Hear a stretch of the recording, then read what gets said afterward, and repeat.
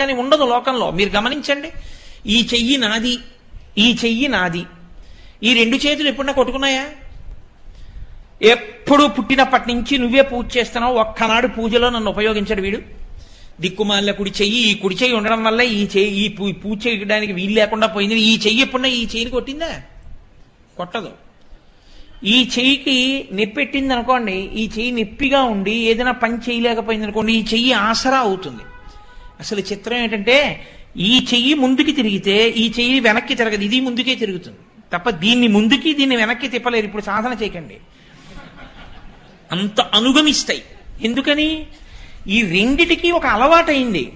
ఈ రెండు నావి, ఈ రెండు నావి, ఇది నాది.